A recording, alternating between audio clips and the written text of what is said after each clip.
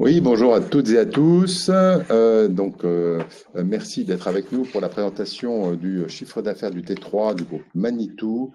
Donc, Michel Denis, Hervé Rocher et Céline Brard depuis Ancenis. Avant juste de démarrer, peut-être une petite question logistique. Premièrement, si quelqu'un peut nous répondre, savoir si vous nous entendez. Si quelqu'un peut nous répondre dans le chat. Et puis, je vous le rappelle, tout au long de la présentation, vous pouvez poser des questions. Oui, merci Emmanuel. Et vous avez également un onglet questions. On l'utilisera pour la session de Q&A. Si vous souhaitez commencer à remplir déjà un certain nombre de questions, n'hésitez pas à le faire. On peut aussi les poser à l'oral en montant dans la visio. Il suffit pour cela de le demander également. Donc, vous avez le choix de poser des questions par écrit ou de demander à intervenir à la fin. Bon, d'abord, on va faire la présentation. Et avant cela, je veux vous présenter Céline Brard. Céline Brard, nous avons communiqué fin janvier de son arrivée, ou pardon, au début mars au Conseil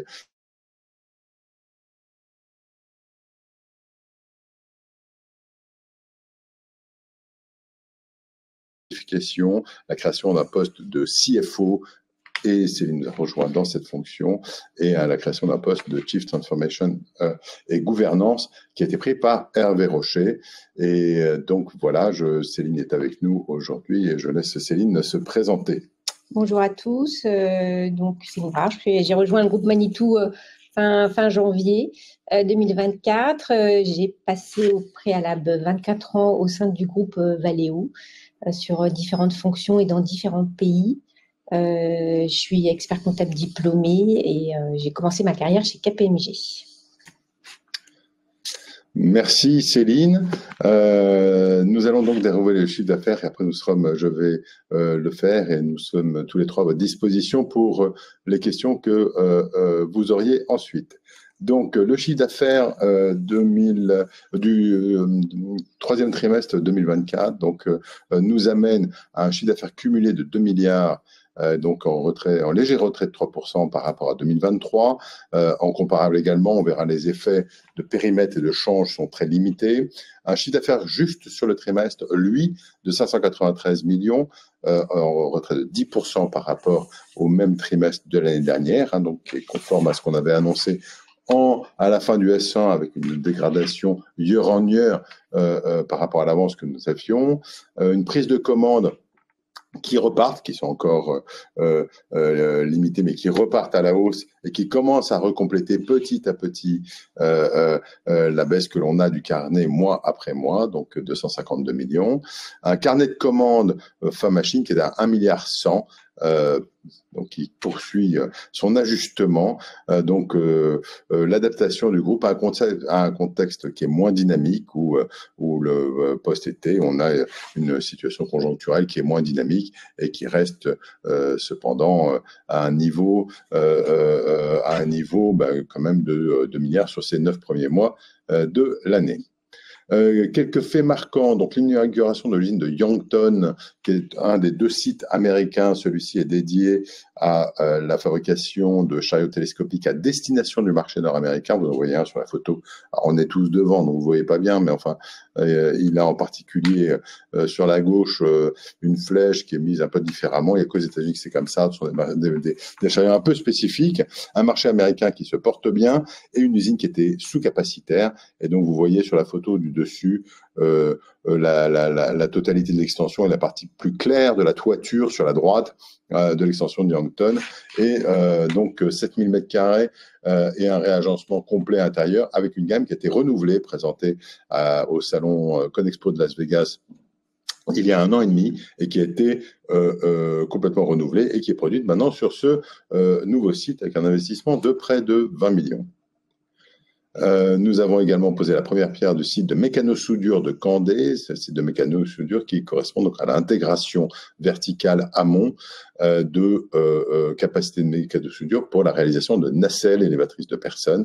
C'est à Candé que nous faisons aujourd'hui les nacelles, que nous assemblons les nacelles, et nous avons une partie de la mécano-soudure, maintenant que nous allons intégrer au travers de ce site qui est voisin de celui de la nouvelle usine de nacelle de Candé que nous avons inaugurée il y a 3 ans.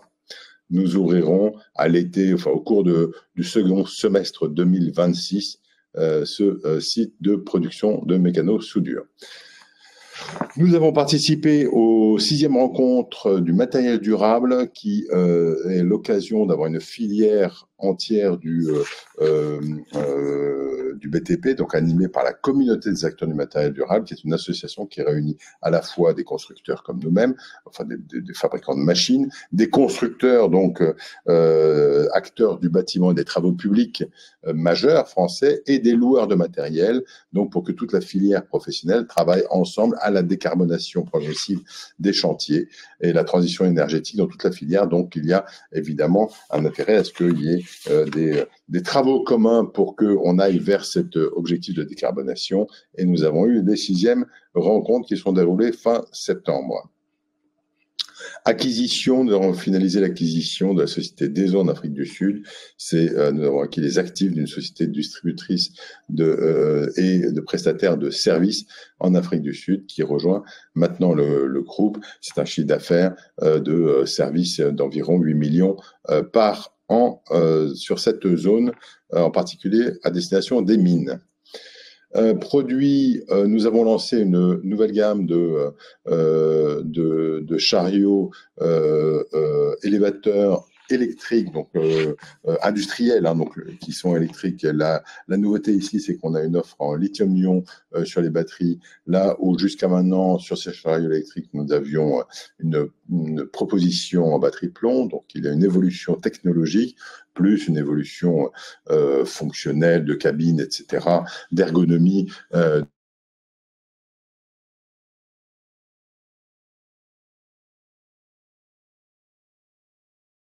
Peut-être aller vite sur le chiffre d'affaires du 3e trimestre pour me concentrer sur les évolutions sur 9 mois. Sur le 3e trimestre, peut-être quelques mots. Vous voyez ici l'évolution par rapport au T3 de l'année dernière et vous voyez le décrochage que nous avons en particulier en Europe et en particulier sur l'Europe du Nord. L'Europe du Nord avec certains pays qui souffrent comme l'Allemagne, comme le Royaume-Uni, même si ça reprend maintenant, mais qui ont souffert et qui ont des stocks chez les concessionnaires qui sont relativement élevés et qui font que la recomplétion des stocks se fait petit à petit, en tout cas de manière beaucoup plus, moins volumineuse que ce que nous avions constaté l'année dernière. Sur la division SNS, nous pouvons constater une dynamique qui est bonne avec plus 8% de progression sur le trimestre de la division services et solutions sur ce T3, donc qui se tient lui. Sur 9 mois, alors sur l'activité sur 9 mois, je vais peut-être la commenter en pourcentage. Si vous avez des commentaires ou des questions sur le détail des zones géographiques, on pourra revenir dessus largement dans la séance de questions-réponses. Donc, nous avons en évolution, donc ici, nous sommes en cumul sur 9 mois, donc nous arrivons à 2 milliards, moins 3%, vous voyez en bas à droite, c'est notre écart par rapport à l'année dernière en cumulé sur 9 mois. Et on voit que par rapport à l'année dernière, les baisses sont à la fois sur l'Europe du Nord, très marquées par le T3, hein, je l'ai dit, sur l'Amérique du Nord. L'Amérique du Nord avait eu une dynamique qui avait été bonne, et là on est en retrait avec un attentisme du marché, avec un attentisme dû aux élections, donc une retrait sur le marché américain, principalement sur la partie machine, hein, division de produits, donc directement de vente de machines.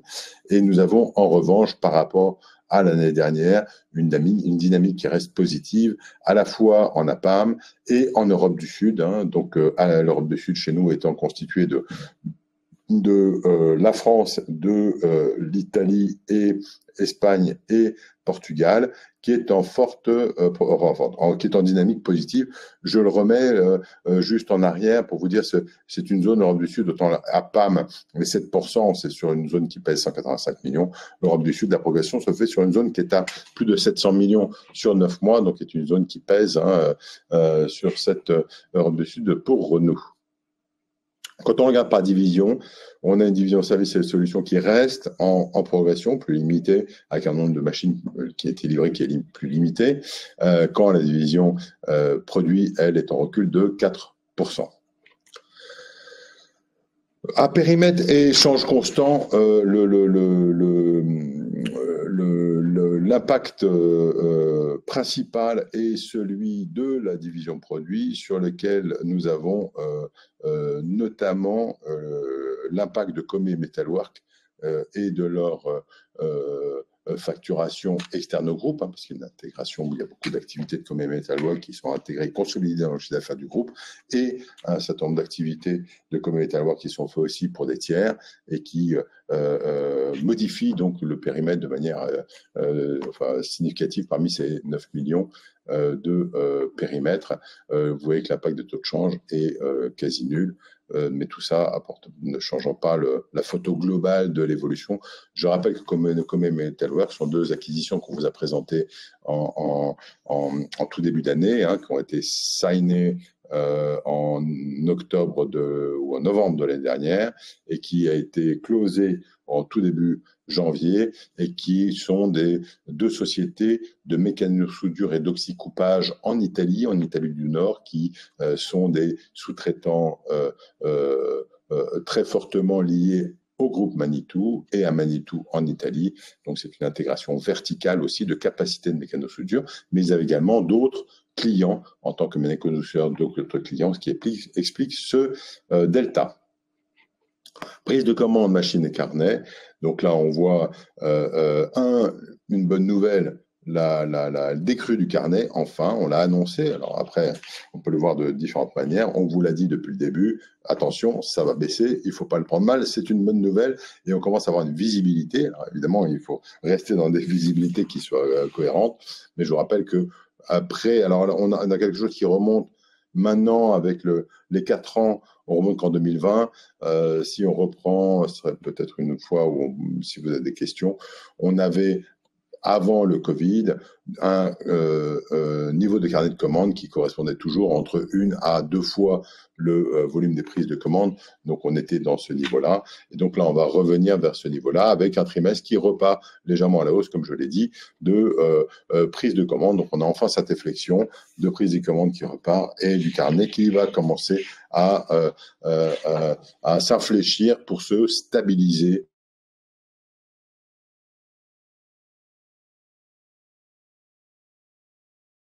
la fin de l'année.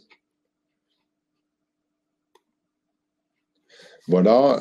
Quand nous regardons la revue opérationnelle pour l'ensemble des divisions, d'abord on a un ralentissement sur le T3, nous l'avons montré. On est très hétérogène par zone et par pays. On pourra rentrer dans le détail de certaines zones, mais je vous l'ai dit, la France se passe correctement, l'Espagne et l'Italie sont très dynamiques quand l'Allemagne est arrêtée. Donc on a vraiment, quand les États-Unis sont dans un grand attentisme maintenant, alors qu'il n'y a pas de signe économique de ralentissement, mais les élections, voilà, on a donc des phénomènes qui sont très hétérogènes.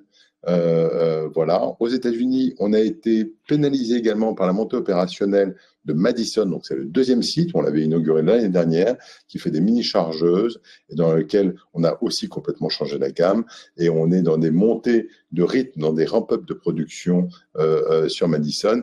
Et là, c'est plutôt de notre côté, c'est qu'on n'arrive pas à monter assez vite par rapport à la demande. Donc, on a dans notre carnet de commandes américain, on a notamment un gros carnet de commandes de skid et de track loader sur lequel un gros succès commercial, une bonne demande client. Et là, c'est nous qui avons du mal à répondre à la demande. On aurait pu aller plus loin en chiffre d'affaires si on avait été capable de répondre à la demande.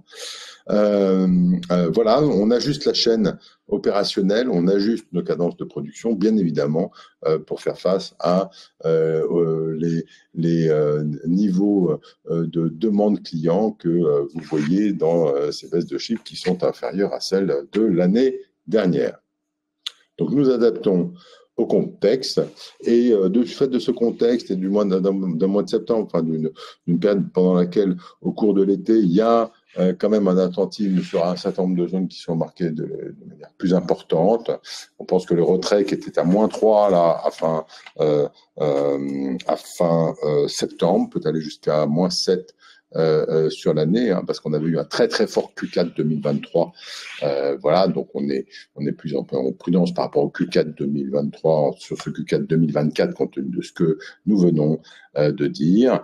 L'ensemble des équipes de Manitou maintiennent même mieux que prévu le niveau de coût, la structure de coût, le niveau de performance sur les marchés et le niveau de marge, ce qui nous conduit à améliorer notre résultat opérationnel à plus de 7% de chiffre d'affaires quand nous étions à 6,5. Hein, donc nous étions plutôt stables avant avec 6,5.